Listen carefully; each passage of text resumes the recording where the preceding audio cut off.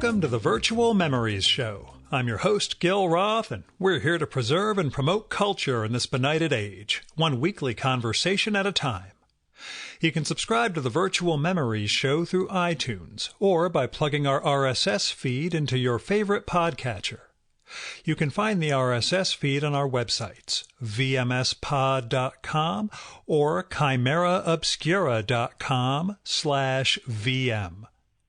We're also on Twitter and Instagram at VMSPod, at virtualmemoriespodcast.tumblr.com, and on Spotify, YouTube, and TuneIn.com by searching for Virtual Memories Show.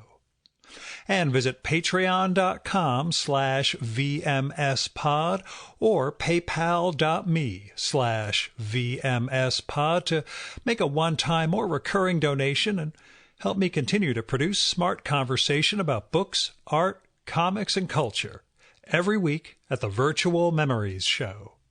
I'm doing pretty well. I was a guest on a webinar for business yesterday about pharmaceutical manufacturing for COVID treatments, and it was the first Zoom conference I've had to do during this entire period. I had the lighting set up okay in my library/office down here. The problem is I basically look like the wild man of Borneo with my hair at this point. I showered like an hour before the event itself, figuring maybe my hair will stay down because shower, conditioner, wet, etc. That did not hold up. I basically had the Sideshow Bob thing going on, which a number of my trade association members who were attending the webinar did email afterwards saying it was a great contrast to see that hair with, this very dry and sober approach to what pharmaceutical contract manufacturing is going through during the COVID era. So that was part of my day. I also got a couple of really nice postcards from people who received the first issue of Haiku for Business Travelers, my zine, and that was kind of rewarding because part of my thing is the zine only exists in print. There's no digital version of it. I mean, I made it digitally, but I'm not sending PDFs out.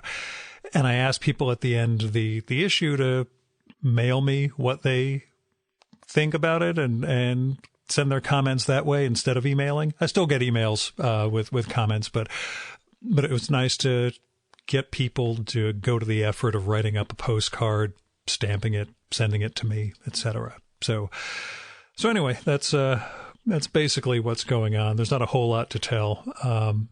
I am weirdly out of rhythm by only doing the show twice a week as I'm planning to do now instead of the 5 times a week I was doing previously. There was something to be said for doing a show every single morning and just getting into that routine and rhythm.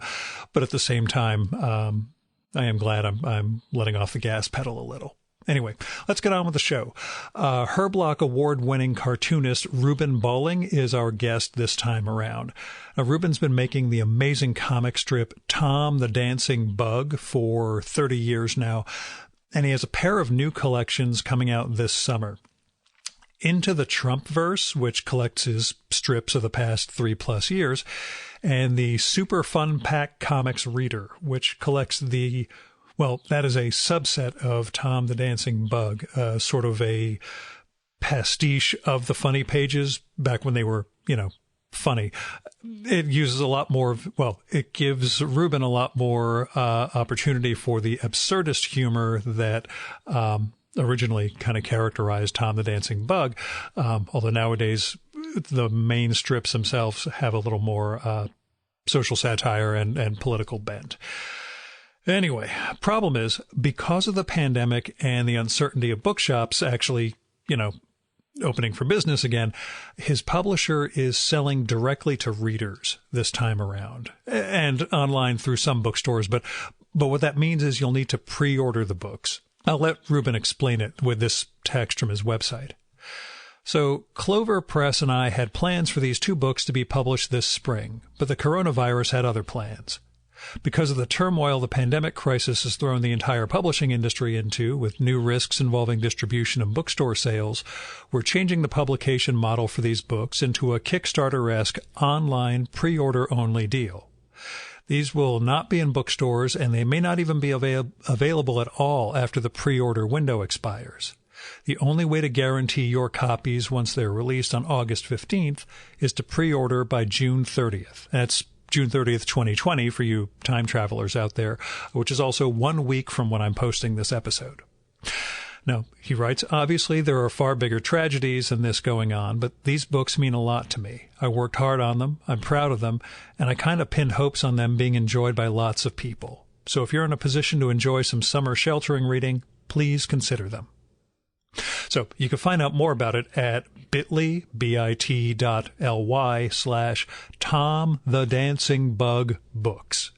And there'll be a link to that in the show and episode notes, so you can get those pre-orders in the next week, and you can also get some other goodies from Ruben as part of the package. I've seen PDFs of both books. They look awesome. His work is really it's absolutely unique within the comics and cartooning field. And we get into why that is over the course of this conversation. Now, I met Ruben, who, we should note, is a pseudonym for a man named Ken Fisher. A few years ago, we met up at Mocha Festival in New York City. And we talked about getting together to record, since I've enjoyed his comics for a long time and also knew a little about his non-comics life through a mutual pal. Now, after the memorial we held for Tom Spurgeon this past January, Ken/Ruben was there, and we made plans to get together this spring so we could talk about these collections and his 30th year of making Tom the Dancing Bug and all the other stuff that makes for a great in-person podcast. Instead, I got to record this one wearing a bathrobe last Saturday morning. It's going to be a long while before I do an in-person show again. Now, as caveats go, not a ton, different audio setup than mine. His mic makes him sound a little tinnier, whatever. And my central air went on a few times during the conversation, as it did during this introduction. The blower's right outside the wall of my library where I have my desk set up, so that's a little bit of an issue for these summer episodes. And I screw up at the beginning by conflating Super Fun Pack comics with the origin of Tom the Dancing Bug. So because that collection is actually covering 97 to present, I screwed that up and implied that was 30 years old, just as Tom the Dancing Bug is. I'm dumb. Yeah, let me have that. Here's Ruben's bio.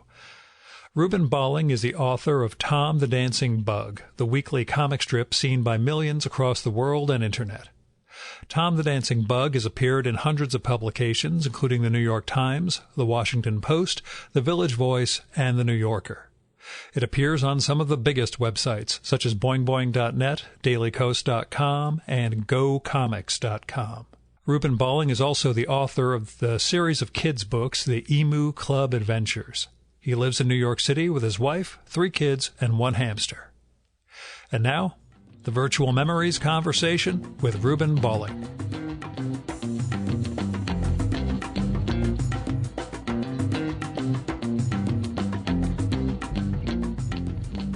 So, are you more surprised by 30 years of Super Fun Pack comics or surviving the past 3+ years? Oh, what's a bigger shock to you? They're both pretty shocking. They both at the start of their run. Although I had just to Super Fun Pack comics started in I think 97.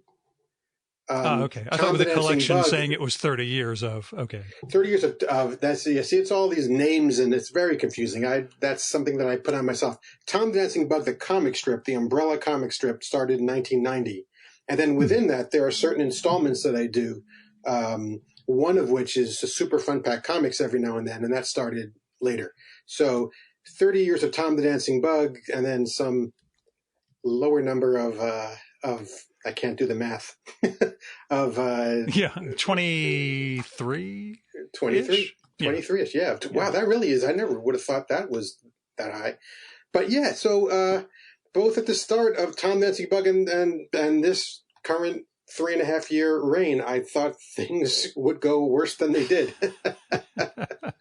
So yeah, that's a good question. Well, when I started Tom the Dancing Bug 30 years ago, I didn't know it was a strange thing, a weekly comic strip with weird dimensions that wouldn't fit into daily newspapers. It ended up being perfect for alternative newspapers, which I didn't even know was gonna develop, and that really launched the comic strip commercially. But yeah, it's just sort of this weird thing that I did, and now looking back, every single week for 30 years I've done one of these things. It's kind of incredible.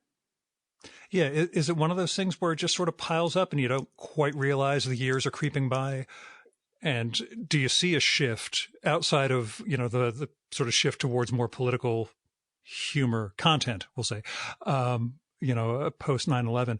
Do you see shifts and trends? And is there a sense, I guess, that the strip sort of codedly works as autobiography for you? At least in terms of capturing who you are in those moments? Yeah. Well, who is not to get too Ruben deep too Bolling? quick. Who is the multifaceted and why pick man another name? that is Ruben Bolling? It's all so complicated. We're going to get into it.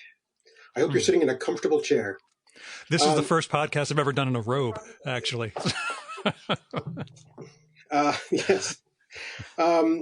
So I guess, sorry, someone just came in. The 30 years, what it means, and how it chronicles you.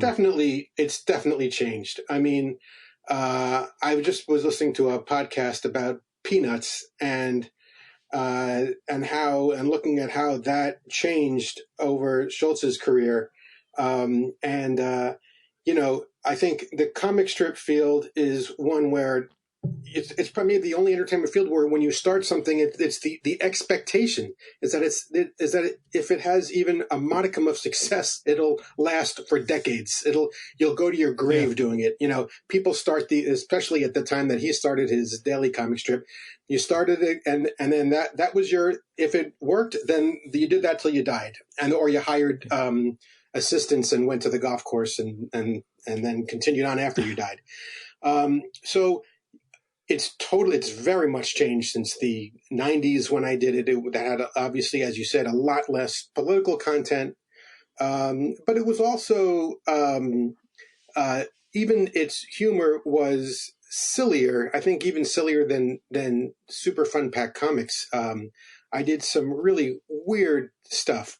I did a whole series, maybe 7 Tom the Dancing Bugs are Max and Doug, a baby and a nondescript animal, and one of them is trying to get the other one to say the word Kierkegaard, and the other one is trying not to. And 7 comics about that, full size comics.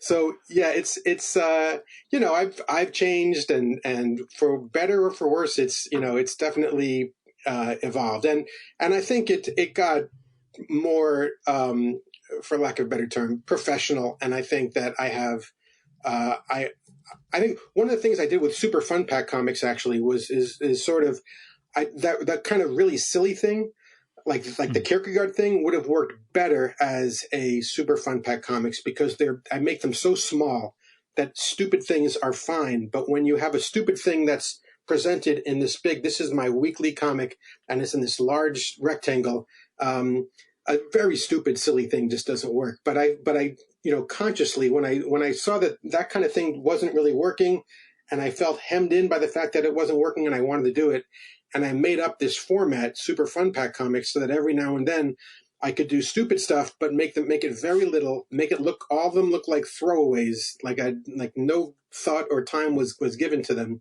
even though a lot of it was. But the humor works better if it's just like there's this, and then I'm out.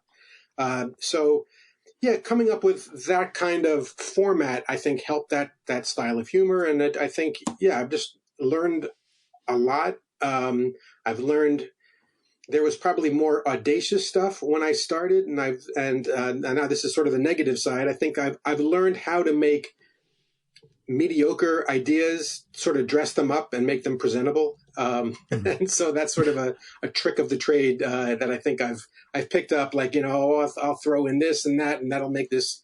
I'm having a bad week, but at least this will be okay. That sort of happens over time, and I hope it's not at the expense of these. When I first started, I had these big ideas that I wanted to get out that I'd been thinking about my whole life, which at that time I was in my 20s. But, that's a lot of thinking to sort of put out there. And then you sort of run out of that. You're sort of, all right, all these things that I've been thinking about, and I figure out a way to make it into a comic strip. And then you're sort of, all right, now I have to think of new stuff. Is sort of a crude way of thinking about it. So, there was in the early stuff, it was less professional, but I think it was more audacious, and I think there were bigger ideas. Can you talk about some of those? What the big thinking was, I guess, what those big ideas were? Yeah, I mean, there's a number, and some of it, to call it big thinking now, it sets a high bar. But I think just stuff that like, for 20-year-old big thinking. So we put the qualifier that you were in your 20s. So what seems big then is different. Yes, absolutely. And I'm proud of it, but it's not, nothing huge. But I think one thing that always comes back to me, it was a popular one, and this is the one that comes to mind because it's always, fans always talk about it. And it's one called Human Morality Made Simple.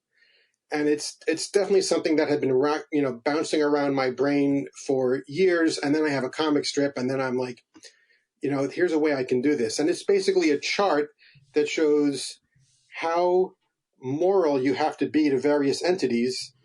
And then the entities on the other side of the sort of the chart is how similar that entity is to you. So as you go from, daughter to relative to friend to mammal to invertebrate to plant, you can do less and less moral things to them. And so the chart sort of shows that, I was very proud of that one, and I was glad I'm glad now of the response that it's gotten over the years, but I was proud of it, I think, because of the fact that it was exciting as a new cartoonist to think of ways to say these sort of unformed ideas you have in your head, and then figure out a way to express them through a comic strip. And you sort of like took this thing that was sort of amorphous, and you tied a bow around it and made it into something and presented to people. And that was a really exciting part of the early part of my career, was doing that kind of thing. Were there cartoonists who you saw as examples or influences at that point? In terms, especially of the variety of formats and genres you were kind of playing in. The variety, I didn't know of anyone doing that. So I was wondering whether you'd had that. You were kind of figuring it out on the fly. So. My idea when I sat down to do the first Tom the Dancing Bug, which was actually before that was in school, it was just like the idea came to me immediately, and this was it. It was, and I used to do this when I was a kid. It was going to be like Mad Magazine, but where I'm the entire gang of idiots. I do. I've been there. Yeah. I've been the micromanaging. I could do every single part of this. Right. Well, I was alone. Who was I going to enlist? I wasn't Harvey Kurtzman with a bunch of friends who were crazy about cartooning and were so talented. Didn't know a single other cartoonist, and I was alone. And this is, I used to make my own little Mad magazines when I was a kid, and so this is what I think appealed to me. And so that was sort of the idea. But the humor is very different from Mad Magazine. When I was starting, my influences at first were what my inspirations were Peanuts and Doonesbury and Bloom County, and I tried to do like a daily comic strip kind of thing, and I was really bad at it. And then I found a book by Bill Griffith, Zippy, Are We Having Fun Yet? And that book just blew my mind, and it truly was a turning point in comics, because he did so much he packed his comics with so many ideas and did it in so many different ways. and used a style of humor that was, so idiosyncratic and so perfectly his. And so instead of trying to make myself into Trudeau, which is really what I desperately wanted, and I wanted not only to do a comic strip like Doonesbury, I wanted to actually be Trudeau as I hero worship understood him. And I sort of just let that go. I'm not that. And the style of humor that I like, that I kid around with my friends about, that means something to me, is something totally different. And it's not zippy either, but it's much closer to that. And that gave me the inspiration and permission to do something, totally different. And then the format that fell into was sort of like a Mad magazine. I'll do a page every week that will be like a Mad magazine feature with different styles, because my art is so accomplished that I can I can mimic anything. No, I mean, I figured that would be fun. It would be fun to try. It was more that I don't have an art style, that I'm so unaccomplished that maybe I should be, mimicking other things and mixing things up so people can't really tell. So yeah, that was really the how I thought of it, was like a Mad magazine. I think that story sort of goes through all the big influences. So I didn't know anyone who was doing this, especially when I first started it. And the reason that the comic strip is the dimensions that it is, sort of like a rectangle that's taller than it is wide, is because that is almost exactly the dimensions of copy paper, what we used to call typewriter paper at that time. It's just a regular piece of paper, and I would just draw it on that. And then that became the dimensions of it, which seasoned syndicate professionals would be like, what are you doing? You have to do the dimensions that newspapers expect. But no, here's what I do. It's the dimensions of copy paper. Can you fit it into your newspaper? And that's how it ended up. And I think it was Bill Griffith who told me Steve Heller bought his first comic because Griffith happened to draw it in the dimensions that Screw Magazine printed in. Oh, yeah. And he that was the one comic that Heller wasn't going to have to like reproportion or change. So fuck it, we'll buy that one. That happened to me where Griffith got started. This stuff is so important in the actual, where the nuts and bolts of syndication and newspaper comics, which is what I was dying to do, but I didn't make any. I had no knowledge of it, and I made no concessions to it. It was a weekly weird thing, and so yeah, that kind of thing happens a lot. When I was trying to sell, when I started off self-syndicated, and I was trying to get my comic into daily newspapers, it was really hard, because not only did they have to like it and then want it for their readers, which is a huge bar, but they had to have a space that was that size. I mean, it would not fit between Beetle Bailey and Peanuts. And it also wouldn't fit in the spots they had for editorial cartoons. So they had to actually create a hole on a weekly basis, not daily, that this thing would fit into every week. And that was a huge hurdle. And, I'm so glad that, many of them did. But, given that you've never put yourself autobiographically really into the strip, have you ever drawn yourself shooting yourself in the foot? Like just deliberately coming up with as many obstacles as possible? That's basically what I was doing. But I think that's, I was talking to someone and I said, I think, and now it's become almost a point of pride, so I won't do it. But I said a few years ago, I think I'm the only cartoonist of my generation who has never drawn himself. I've only referred to myself as I recall it once in a comic strip. But yeah, I not only do I have a pseudonym, but I hide behind multiple layers, and it comes from an aesthetic that I think that the cartoonist should be, in the background. This is my own personal aesthetic, nothing that I impose or have, or judge anyone else on, but that the cartoonist should be like behind the wall and sending stuff out. I think part of it may have been very the Trudeau thing, where he wouldn't do interviews. And I think I whatever he did, I thought was the right way to do it.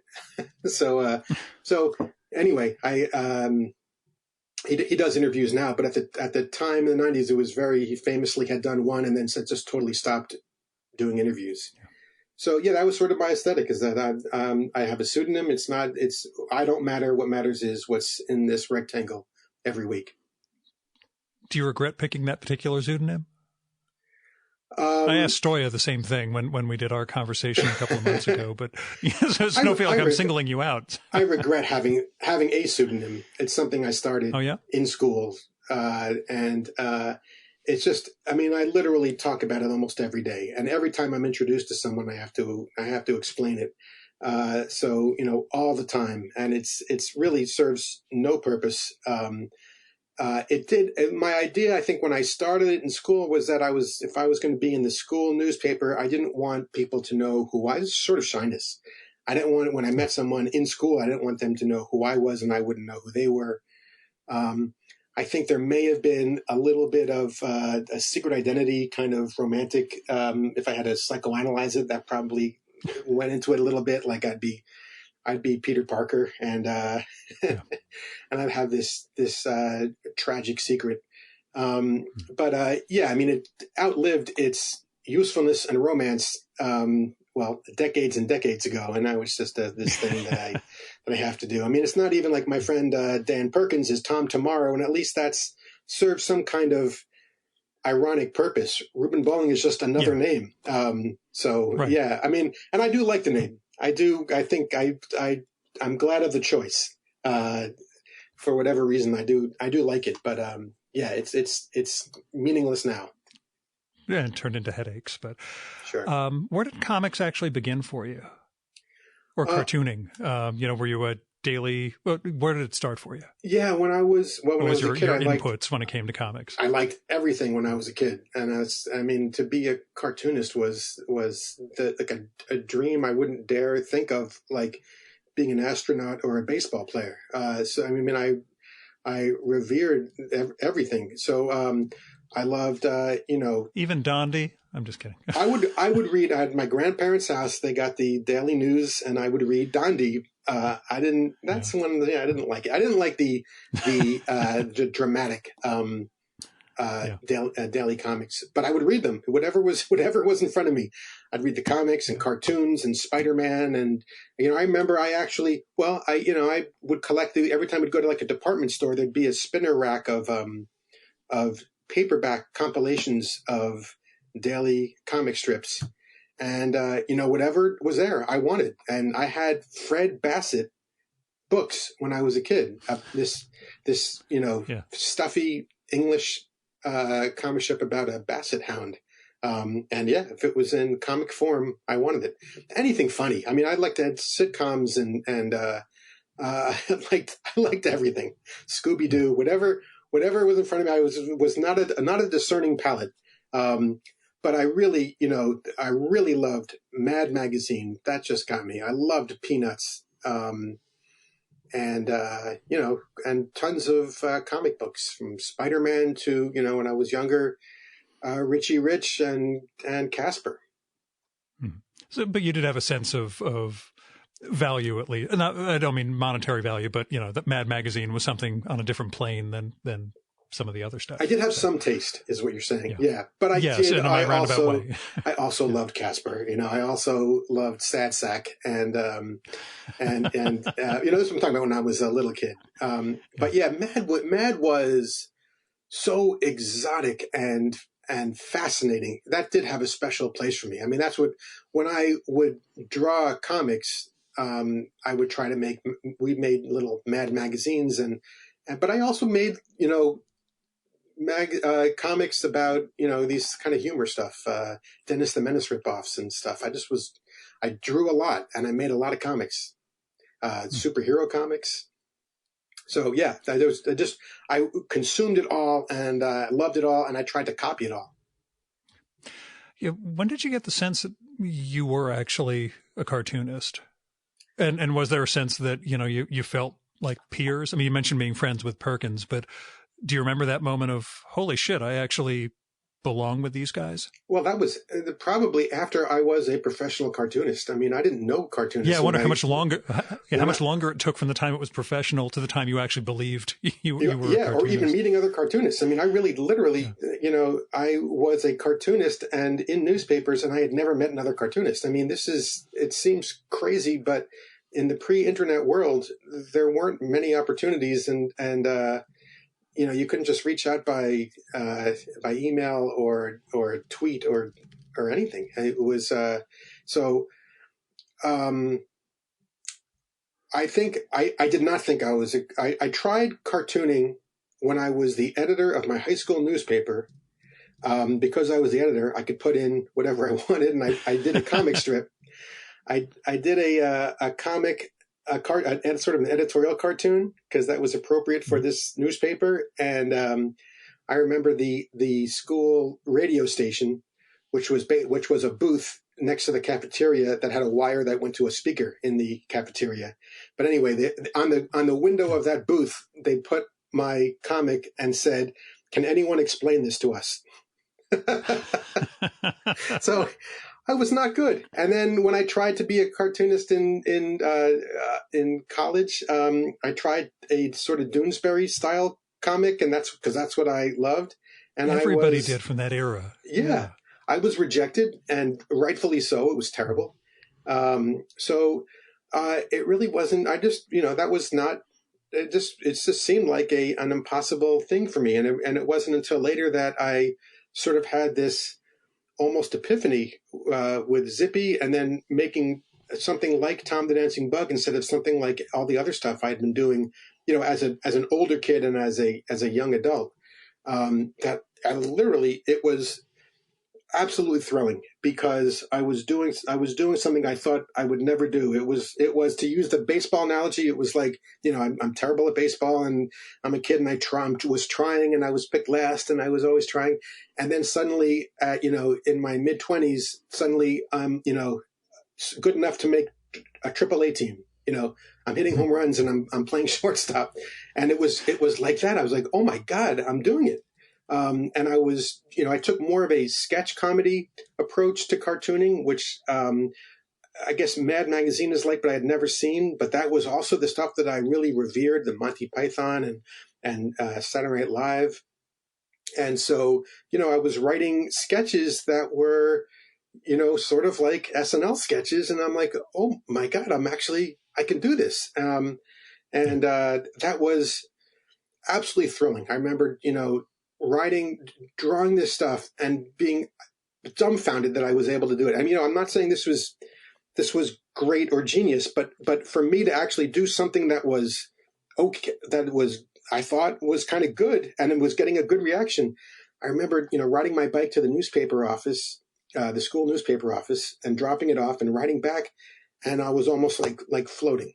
I could not believe what I had done. And I would rerun the comic in my head because I had memorized it. I'd worked so hard on it, and I would rerun it and then think about it and just revel in it. It was now I don't remember what comic I did last week. I do a comic and I'm like, thank God, and then I can get on with my life. Yeah. But at that time, it was each one of these was like finding this unbelievable gem in a cave, and I could not believe my luck that I could do it. Yeah. How did you refine the work process in terms of ideas first, and then figuring out, given that you use different forms, that there's a different visual identity to so many of the strips, understanding what's going to work, or how much the idea is wed to the concept that it's going to be displayed in? Yeah. I don't think that's evolved in the slightest. I think it's the exact same thing I did when I was, riding my bike. I think, and because it's such a mysterious process still. I stare at a blank piece of paper. Sometimes an idea will come to me, over the course of living my life. And that's like, lightning hitting me. And that's like, oh my God, that's incredible. That's a week's work just happened to me right now. But usually it's, it's time to write a comic, and I stare at the page, and then I think of something, and then playing with it. Here's usually it's a terrible idea, and I have to begin thinking about how to massage it into something. And then I think about, various formats, and I just sort of, maybe nothing comes to me. Maybe the format will come, and that like will just transform that idea into, and it'll take off, and that's it. But usually it's a very, as it always has been, it's very strange. It feels to me like it's a very binary process.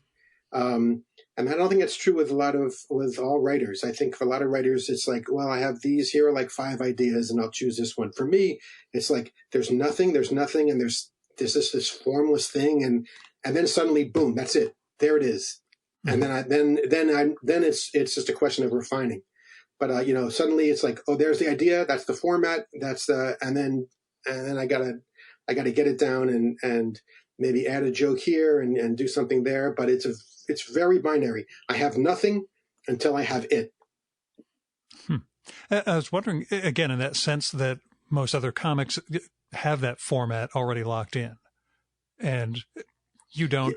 Perkins also doesn't necessarily. This Modern World can be a very different sort of thing from week to week, but it still fits in a panel-to-panel format generally.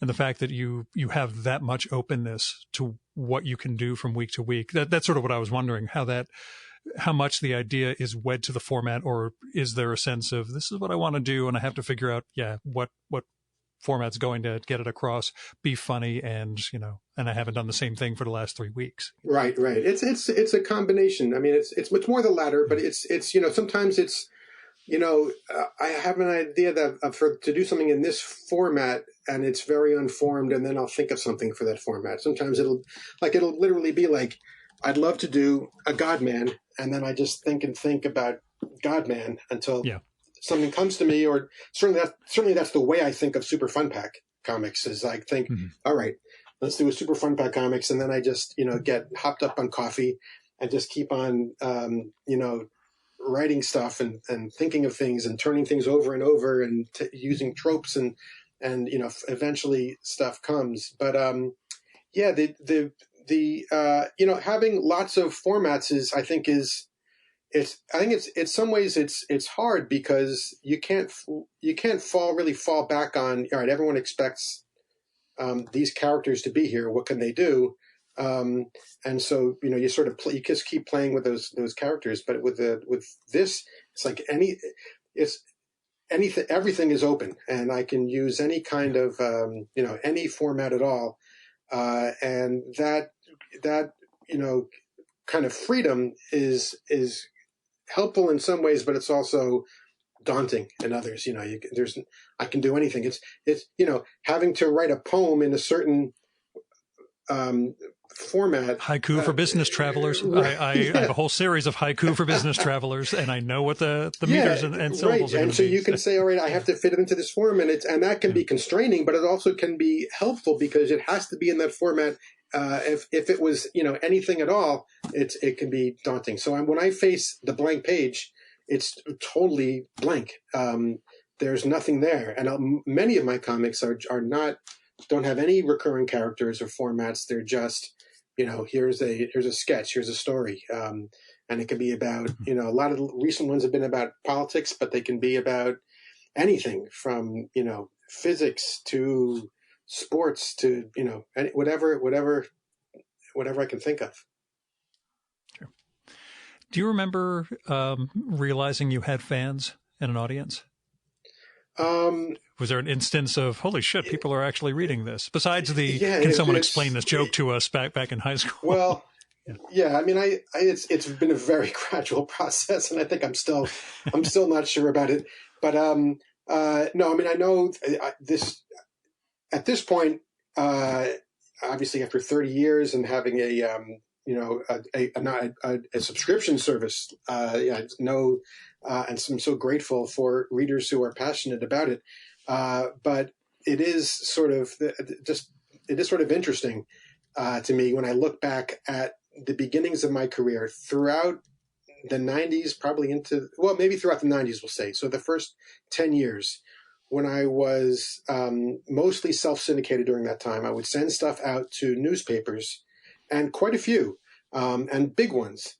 And I would do it myself. But I wasn't in a New York newspaper until I think 2000. I was in the Village Voice, Although I started in a small New York newspaper that went out of business. So for a lot of that time, I was in no New York newspaper, sending stuff out to these other newspapers.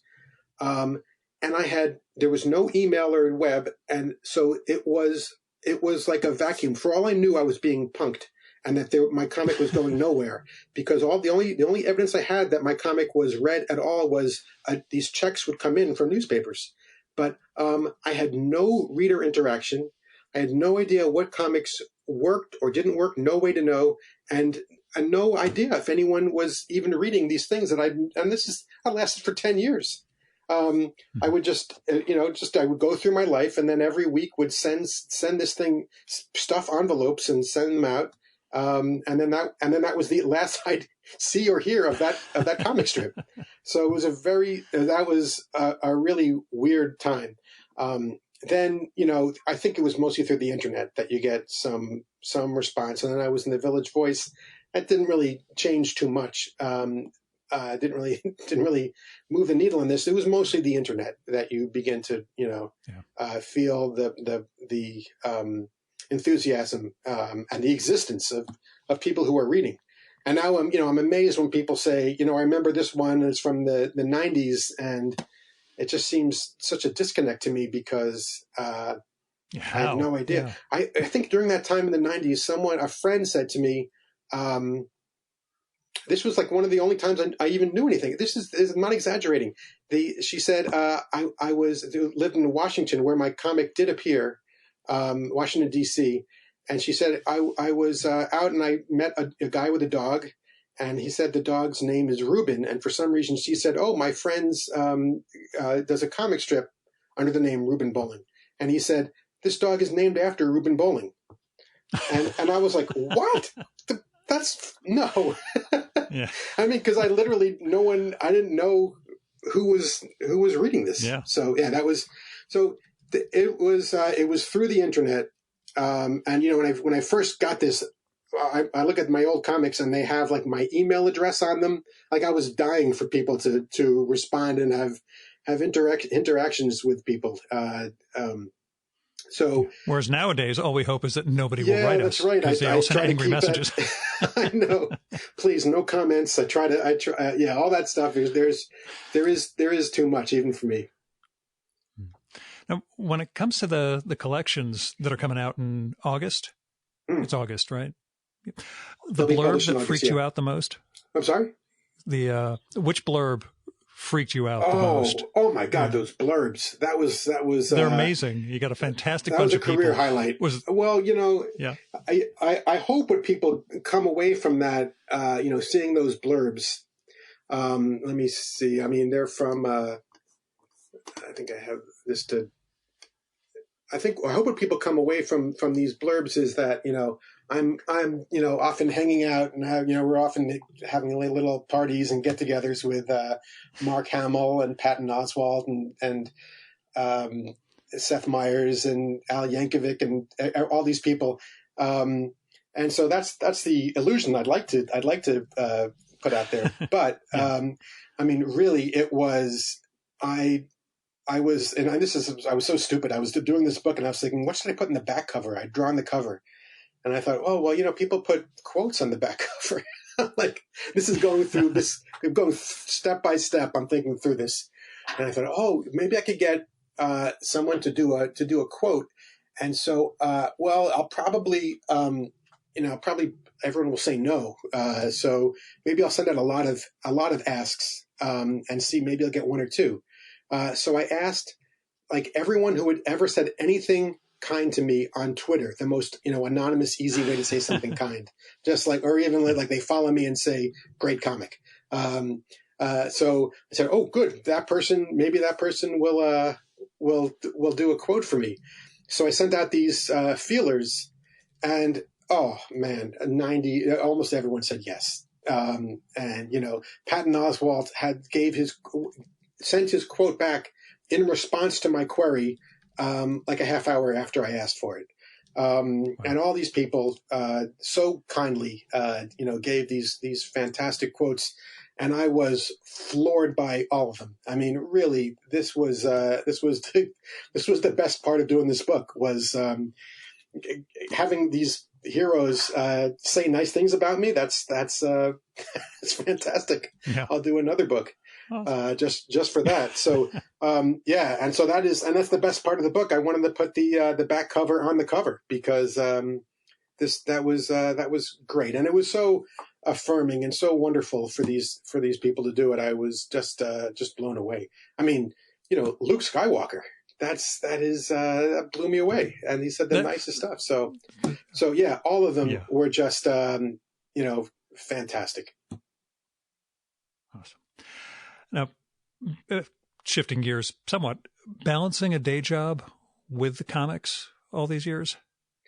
Yes, I've almost always had a day job, and so that's sort of what made that period in the '90s especially strange. Is that I had my day job and my friends in the city, and no one from cartooning really.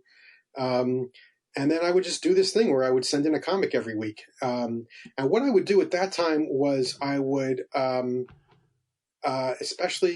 was in the 2000s when I remember this is specifically after I had my first baby in 97, that I would come home on a Thursday night, give the baby a bath, and then start working that night and work all night till Friday morning when it was due. And then go to work. And that just blows my mind now. I literally could not do that. But that was my life. I would think of the comic over the course of the week. And then drawing was usually Thursday all-nighters. So it was hard. It's also strangely sort of exaggerated the bifurcation of the Ken Fisher persona and the Ruben Bolling persona. It really did play into that secret identity thing because a lot of people at work didn't know that I did the comic strip. I wasn't a secret, but I wouldn't really talk about it.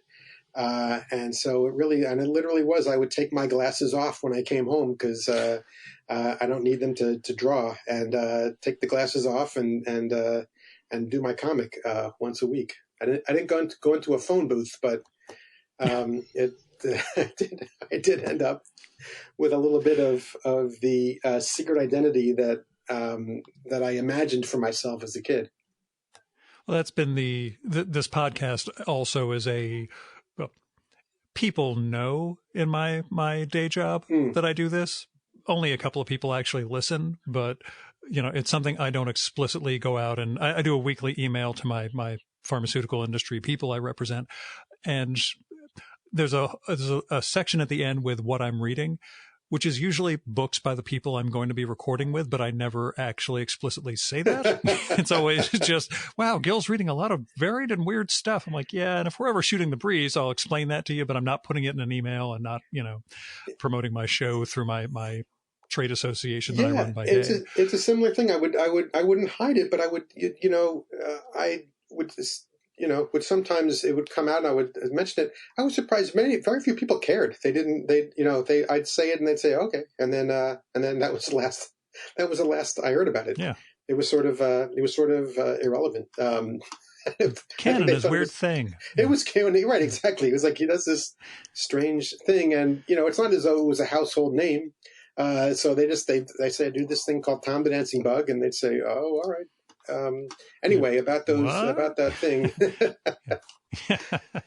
Did you get that thing I sent you? Always right. the great office question, but yes, I got it. Email works. Let me call and see if you got the email. Were there aspects of day job that informed strips outside of somebody said something stupid and I'm going to incorporate that in, having a non-comics life, I guess, affect what you did? I feel as though if it was much like my autobiographical, my whole life, I feel as though if it's there, it's subtle and it's psychological and I'm not aware of it. So, my marriage, my family life, my friends, it really, I feel as though it doesn't go into the comic. The comic is very theoretical. I mean, obviously it must. And so everything, including the work, must. but I can't think of, specific examples of stuff that's gotten in there. The only thing I could say is there was a guy who sat next to me, and he listened to his personal phone calls, and everything he would say, he would be talking to his friends. He was younger than me, and he was, trying to be really cool, and he would say, alternatively, depending on what the person on the other line was saying, "Oh, dude, brutal." And then he'd go, "Epic." And he'd go, "Oh, brutal. Epic." And then that became a super fun pack comic series called The Brutal Epic Report, where these guys would call things brutal and or epic depending on their view. Yeah. And that was a fun, that lasted probably 20 episodes. That became the chill. And again, you have the yeah. It became they're never going to read it. I can keep going. And he'd never read it. Yeah, and I had left that job when I started doing it. Also, I think I was extra careful, but because I was kind of making fun of him. But he would never even notice. He'd think he'd think that the brutal epic report is perfectly natural. That's fine. That's where's even the humor? I'm glad in that? Somebody's bringing light to this. Yes, yeah. That's the way news reports should be. Yeah. Now, can you talk about, and it's something, because Perkins and I have stayed pals over the years since we recorded. I've seen him fight with the news cycle in terms of, wow, I had this great strip by Friday, and now I have to change X, Y, and Z because of a certain factor that keeps changing the news cycle every 15 minutes. Does the way you do the strip kind of fall into the same potential, wow, everything I worked on this week is irrelevant and I got to change it into something else? It's never happened. And I know that we work on similar deadlines in terms of, when we finish our comic and when it's going to see print. Yeah. So I'm not sure why that happens to him a lot. I think he does a lot more specific political things about very specific political events. And it's very dialogue driven too. Right. And my political stuff when I first started was very 10,000 feet. I mean, I wouldn't even draw politicians. It would be about issues and topics. And then I have definitely, my elevation has gone down and down. And now I am doing stuff on the things that happened last week and certainly the stuff that Trump has done and said. But it's never gotten to that, he's basically, skimming the surface. He is right down in there. And I think that's why it happens. That's his style. And I think that's the way why that happens to him more. But I can't think of a single time that I've had to, I've done a comic that became obviated by news events. Or even, dialogue or things that happen. So yeah, I don't have a good, other than that, I don't have a good sense of why. Maybe if stuff happens, I don't care that much. I'm like, all right, well, that's the way it was a day ago. So yeah, I'll tackle that next week. Yeah. Now, outside of screwing up the whole publishing schedule and retail notion for the collections, how else, has the pandemic and now the protests affected you? Changed what you're doing? Obviously, we've all had, to change our ways of behaving, et cetera. But yeah, right. The pandemic first, and then what we're seeing now. Yeah. Yeah. Well, for the comics, yeah, it definitely the book was going to be in bookstores, and the publisher, I think, rightfully said, this is not gonna. It's not going to happen. Even if they were having trouble with their distributor, and then even just the idea of printing up enough books to sell in bookstores seemed like a crazy risk. Almost it was almost an impossibility. So we moved to something where you can pre-order and then they'll print up the number that was pre-ordered. So they're taking no risk. And they're going to print up more. So I think that they'll have some to sell after the pre-order period is up on June 30th. But basically, it's almost like a Kickstarter without without the Kickstarter. It's if you want the book, you can pre-order it, and then we'll print you one. So it's going okay. I think it's gone well for me. I'm not sure if they've sold that many. I've offered to sell, at a premium, the books that will be signed by me, and then I'm going to send them out to people who order through me. So I'm going to sign them and have extras, and then they're also selling them on their website, which I think is going well. But from my perspective, even aside from what they're selling, I've ended up. This is my most successful publishing venture I've ever had because of these pre-sales of that package of signed books that I'm selling myself, and not by a little. So I'm really thankful to my audience, my readers, for buying these at that price, and for the signatures and everything. So it's affected the publishing a lot in terms of the the comics itself. It's been it's hard to do funny satire during a national tragedy, and then 2 or 3 national tragedies if you count the horrifying pandemic, the devastating depression, and then almost unprecedented civil unrest. So it's not a great time for fun hijinks in the comics page, and that's but there is a lot to think about, and that's helped. And there's a lot of people want material on this. They're starving for this to be digested in ways that they can is helpful. I know I feel that way, and for commentary on all this. So it's been at times hard to think of comics, and then it also is a question of tone, because I'm not used to a tone that is more poignant. I'm used to satire and hopefully even being silly, but that doesn't seem appropriate. But even fanciful satire, it doesn't really work. So, or work as well, or doesn't always work, I should say. So, Sure. So yeah, I've been, been struggling each week with tone. In the beginning of the pandemic, I did a couple that were just, wordless comics, showing the enormity of what was going on. And now I've sort of settled back in to try to grope every week through feel my way through getting a comic out there. But yeah, it's obviously I suddenly feel guilty for you. I was asked in a podcast interview about me, but I feel guilty about complaining about it. Oh, so, that's always everybody's got hey, I can't complain. Right, I'm doing okay. And I always say complaining is what separates us from the animals. It's okay to complain. I know. But then you have to say that, but you have to acknowledge it, 2/3 of your way into your complaint.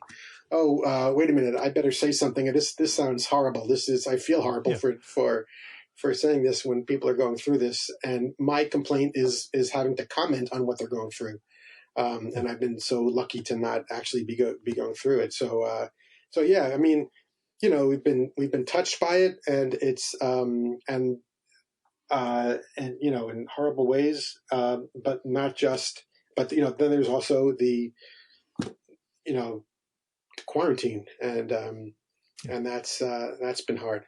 Although I will say, speaking of being guilty, a lot of I'm a dad of kids, grown kids. One's in high school, one's in college, one's out of college, and she's not home. But I've talked to a lot of dads in my situation, and with even a little bit younger kids, who are sort of secretly like, this is kind of nice. My kids would not be spending this much time with me if they weren't forced to at the threat of death. And so, we're doing projects together, and we're hanging out, and we're watching movies, and we're talking. And otherwise, these kids would be, out the door. And so, a lot of dads see this secretly as sort of a little bit of a treat. It sounds like the plot of a Chagrin Falls. You can, well, You know, never I've been mind. I'm not trying going to to get, give you ideas. every single week Yeah. I write that down. That Yeah. I've Gavin, and I'll say this: I had somehow that an idea that somehow the quarantine is over, and they find out that he's been Yeah, that's gaslighting exactly them. what I was thinking, that he's Yeah, faking it the whole but time and just so he can have his kids around. but it's just not the right tone. It's just this cruel, and I can't get that to work. So I've tried other things, and I don't know. I keep every week I think maybe I can get that in there this time, but I can't do it. Not so far. You did have one in the last week or so. You had a race-based strip around the Chagrin Falls characters. Yeah, yeah. How tough is that to Well, do that as a was white guy? yeah, that was hard, and it was it came out of a discussion I had with my kids because we're home and we're talking, and you can tell from my comics I'm a fairly liberal guy, and I'm extremely sensitive and sympathetic to Black Lives Matter and the problems of racism in general, but they seem to go farther, and I was playing devil's advocate on certain aspects, and at one point my daughter said to me, "Dad, you're not being a good ally." And so I sort of making fun of myself. I put myself, and this comic was a lot more ambiguous than almost all my comics. So usually there's very clear what I think, but I had Gavin Smith sort of talking to his black neighbor, and I think it was questionable. His heart was in the right place, and I didn't want to paint him as a villain, but I wanted to show, was he being a good ally? Was he really helping? Was it performative? It's sort of, and it was sort of putting myself a little bit. I said nothing is autobiographical, and here I am saying that it did sort of seep in. And I don't feel as though I am Gavin Smith, but I do put I do sort of I am sort of all my characters. If they're going to work, they've got to be somewhat part of me. And so I did put my misgivings about my own feelings into his mouth, and then of course exaggerated it, and the police show up, and all hell breaks loose. But I did, that was an interesting comic for me. And I was grappling with tone and, how to deal with this very sensitive issue, and show some sensitivity. I'm not sure how well it worked. I think I do better with, here's what's going on. Here's the view. I'm going to make fun of the other side, and I'm out of here. Yeah. Make with a laugh. Yeah. Right.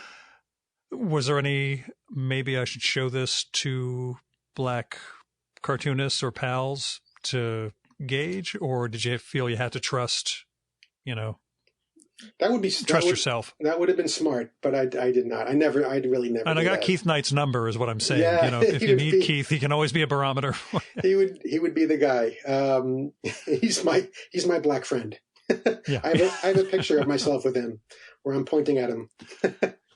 Nice. No, he is a wonderful cartoonist, but I feel as though that's again my view is I'm in this cartooning thing alone, and this is my cross to bear, and I've got to figure it out. And if I make a mistake, I've got to live with it. For some reason, that's been my aesthetic. So no one ever sees my comic before it goes to the editor for review. The editor of Andrews McMeel, and that review is really for typos and mistakes. Have you ever gotten significant pushback or notes from editors since hitting your stride, basically? No. Well, when I started with Andrews McMeel, the comic was already probably as successful as it's ever been in terms of syndication. It was in maybe 100 newspapers, including the Washington Post, and I had done all that myself. So when I started with them, they contacted me and said maybe we should work together, and it was perfect timing because my first baby was being born, and I couldn't do the envelope stuffing and the sales, which is, I was actually calling editors and trying to sell the comic strip, and so it came at perfect timing. But it was a different kind of syndication than most people when they're plucked from obscurity, having no clients, and so the syndicate generally has some editorial input as to what's going to be in there. But when they came to me, I said, yeah, that'd be great if you would syndicate it, as in send it to newspapers, do the physical mailing at that time that was necessary, and the sales. But there can be no editorial input. You can't tell me that something isn't good enough, or it doesn't, or you prefer it this way or that way. So that's in our contract. So there really has been none. It's the editor that I've had, and I've had great relationships with the various, editors at Andrews McMeel, but it's always been, they are the first reader, and that can be sometimes helpful, and maybe they'll say something about it, but basically it's every week they say, do you want a comma after this? Or, there's an alternate spelling to this. Sometimes, I'm avoiding, I'll have made a terrible typo, and they'll say, you forgot the word "the" in this sentence, or something like that. But that's basically it. Do you ever think a long form narrative for yourself? Well, I have done long form, but not in comics. I've done it in, I have 2 kids' books that I've written. Right. And that was a total joy to write because, as you imply, it was something I'd never done, muscles I had never used, and, creating these 2 longer stories. They're like chapter books for kids, maybe 7 to 11. It's called the Emu Club Adventures, and I illustrated them, but it's text. Oh my God, did I love doing that? But doing a graphic novel and drawing, I have no interest in drawing that much. I just can't do it. It's too much. I can't be tied to the drawing table like that. And I've spoken to my friend Durf, who made an unbelievable transition from short form cartooning to long form graphic novels and nonfiction graphic books. And he, we talk about it a lot. He loves it. He loves drawing all day. And, he says, I'll go in front of the TV and I'll just draw a crowd scene while I'm watching a movie. And I'll just love it. The drawing for me is not natural. It is really hard work. I'm not a natural artist. I'll have to draw a hand like 4 times. I'm slow, and I work really hard on my art, and although it may not show, and it's just too much. But long form narrative, I'm fascinated with, and I really am, currently working on the next kids book. So that's something that I love. It was one of the greatest creative joys was creating those books. What do you feel you got either better at drawing or learned that you just need to avoid ever trying to draw? Yeah, I think what I got better at is avoiding certain things. Yeah, that's what I was thinking. Yeah. So, there are times in my early career where you'll see horses drawn. I was going to go with horses because there's that great Western story, and I think it was Howard Chaykin couldn't draw a horse to save his life, had to do a Western, and literally has a character pointing off panel saying, oh, look, here he comes on his horse, and then showing the guy in the next panel, like maybe holding the stirrup off panel. And that's. Yeah, that is, well, the good thing is I know the writer of my comic strip really well. And if he gives me a horse or a car or a crowd scene to draw, I can yell at him to think of something else. So yeah, I tend, although, that being said, I drew a unicorn a couple of years ago. And in that Chagrin Falls comic that you mentioned, I had to draw a car, and I was furious at the writer for that. But I drew it once, barely, and then, copy and pasted it for the 3 different panels that the car appeared. So I did have a trick there. I think honestly, I get too self-deprecating in these things sometimes, but I do, and that's counterproductive. But I used to be a lot more ambitious with my art than I am now. I used to like really do. I would like have an idea. I want this panel to look like Will Eisner, and I would fail, but I would fail in sort of an interesting Bolling-esque way, a more interesting way. And now I tend to just sort of I know how to do this type of thing. I've done it 100 times before. I have to do it this way, this way, this way, and I get it done. So I don't think I spend as much time on the art as I used to. I do work hard on it to get it, to look a certain way, but I used to really try to be more ambitious with it in the very early days. And to mixed results. But there were some really good results that I kind of miss, and I really should try to get back to. Two last questions. First one is, with the whole secret identity and superhero thing, does the pandemic mask stuff satisfy any of the, the closet Peter Parker Spider-Man longings from your youth?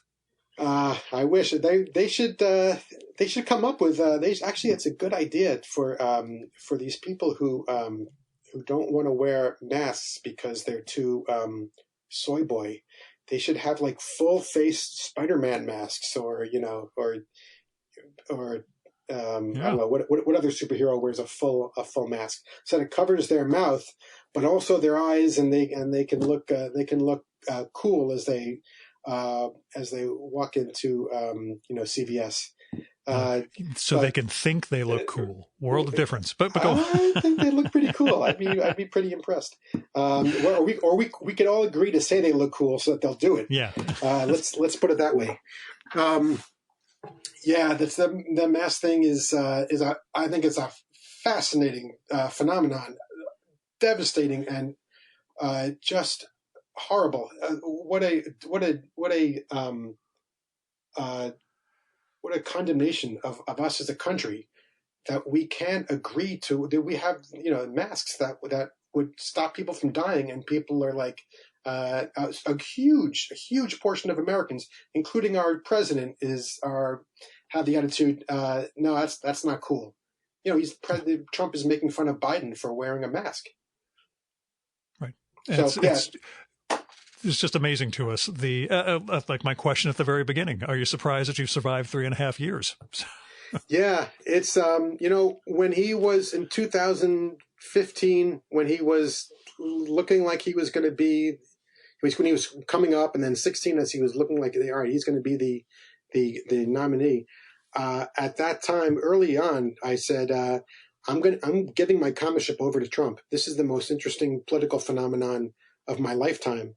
I thought the odds of him winning, were, what the good pollsters said, not zero, but not too great, maybe 30%. I sort of was going along with that, but I thought, all right, so I'll spend this year examining this really fascinating, terrifying phenomenon. And it ended up being, 3-4, really over 4 years now. And who knows where we're going. We'll be out of the Trumpverse. We can only hope. Yes. But for now, into the Trumpverse. Final question. Do I run this episode as an interview with Ken Fisher, with Ruben Bolling, or the cartoonist behind Tom the Dancing Bug? I'm completely uncertain as to how I should actually label this one when I post it. I always say, well, my advice to everyone is to just use Ruben Bolling publicly. That's the name I've chosen publicly. It only confuses things. Everyone knows me as Ruben Bolling. There's no reason for Ken Fisher to exist, aside from the fact that I am a husband and a father and a son and a brother. You're the one with the social security number, right? But not for cartooning purposes. I am Ruben Bolling. Understood. Ken, Ruben, etc. Thanks so much for coming on. Gil, this was so great. Thank you so much for doing this. This was a real pleasure to talk to you.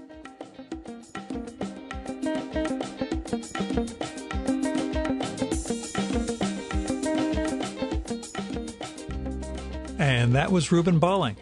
You can check out his work at tomthedancingbug.com, which is spelled exactly as it sounds.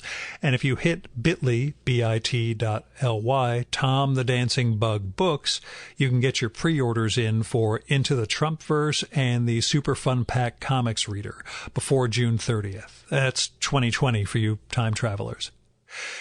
He is also on Twitter and Instagram at Ruben Bolling, which is spelled RubenBolling. And you really ought to support Ruben and the comic by joining the Inner Hive, either through Patreon at patreon.com/Ruben Bolling or via Tom the Dancing Bug website. There's all sorts of neat perks and such for supporters. You can find out more at bit.ly/Inner Hive info. And again, there'll be links in the show and episode notes to all this stuff. Now, in the before time, this is when I would mention my own Patreon and PayPal, but we're living in a different world now. There are a lot of people in need. I am not one of them. I am in need of emotional support and creative support, but as far as my finances go, I'm doing fine. My day job pays perfectly well. What I do is still in demand. I'm not seemingly at risk of getting fired or being unemployed. I also save money compulsively. Anyway, what I'm saying is, if you can spare anything, go find the Patreons, Kickstarters, GoFundMes, Indiegogos, tip jars, whatever crowdfunding model there is for the artists and writers you like, and show them some support. There are other people who aren't artists or writers who are also in need right now. Give. If you're not comfortable giving to individuals, there are plenty of worthwhile charities out there related to the pandemic. There's food banks, especially, can still use a great deal of help. There are a lot of states that are starting to get walloped by the pandemic in a way that we got through in the Northeast about 2 months ago. So you can help. Because of the protests against police violence, there's been a lot of a lot of arrests that are going to require bail money and attorney's fees. There are a lot of people who suffered injuries at the hands of the police. There are different various ways you can help out in those cases also. Freedom funds, bail funds. There are also healthcare funds for people in these situations. So times are tough right now. If you're in a position to help people, then I ask, please help. As far as what I do in addition to the podcast, as I mentioned at the top, I've been mailing out copies of my very first zine, Haiku for Business Travelers, and starting to get some response for that. If you want a copy of it, it's free. Just drop me a line or visit haikuforbusinesstravelers.com and you can hit me up that way. You can kick in a few bucks for postage and production if you want, but don't feel obliged. This is not a money-making thing. This is me sharing my art, such as it is. Our music for this episode is Fella by Hal Mayforth, used with permission from the artist. You should visit my archives to check out my episode with Hal from the summer of 2018 and learn more about his art and painting. And you can listen to his music at soundcloud.com/Mayforth. And that's MAY4TH. And that's it for this week's episode of the Virtual Memories Show. Thanks so much for listening. We'll be back next week with another great conversation. You can subscribe to the Virtual Memories Show and download past episodes at the iTunes Store. You can also find all our episodes and get on our email list at either of our websites, vmspod.com or chimeraobscura.com/VM. You can also follow the Virtual Memories Show on Twitter and Instagram at VMSPod, at virtualmemoriespodcast.tumblr.com, and on YouTube, Spotify, and TuneIn.com by searching for Virtual Memories Show. And if you like this podcast, please tell your pals, talk it up on social media, and go to iTunes, look up the Virtual Memories Show, and leave a rating and maybe a review for us. It all goes to helping us build a bigger audience.